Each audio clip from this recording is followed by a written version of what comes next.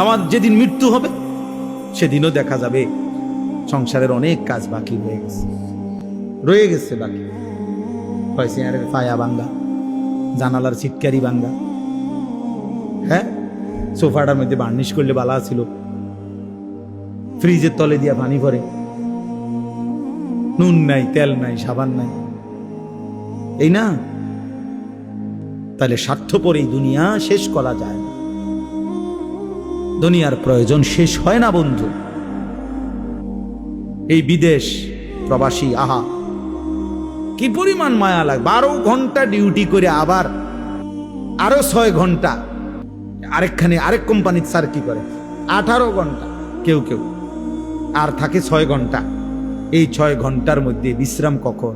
নিজের জামাগুলা নিজে ধোয়, নিজের রান্নাটা নিজে করে।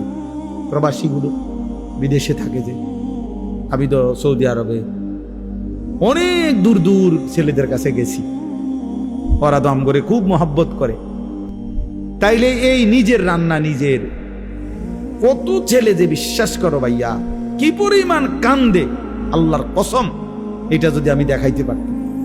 এখান থেকে এটা বিদেশ অনেক কষ্ট, এই কথাটা কইলো তুমি বুঝদা না ভাইয়া, অনেক কষ্ট। এটা কইলো তুমি বুঝদা না, এটা কইতে তো 1 মিনিট লাগছে, আর অনেক কষ্ট।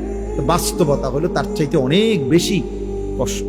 এই প্রখর রৌদ্রে, এই তীব্র রৌদ্রে, বিশেষ করে 12 ঘন্টা ডিউটি করে আসার পরে যখন একটা ছেলে বা একটা যুবক, তার একজন আপনজন কেউ নাই, আইসা নিজের 1 গ্লাস পানিটাও নিজে নিতে হয়, তো মনটারে হাহাকার লাগে যে আর কেউ তো নাই।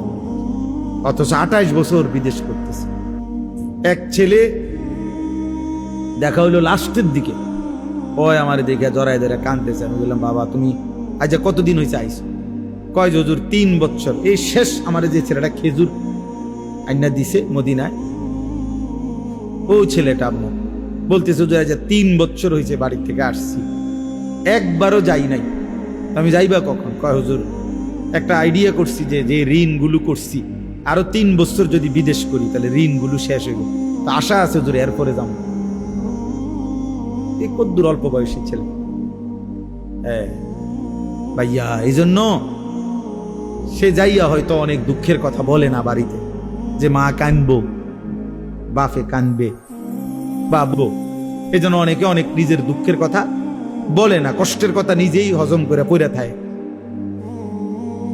কিন্তু তীব্র কষ্ট কইরা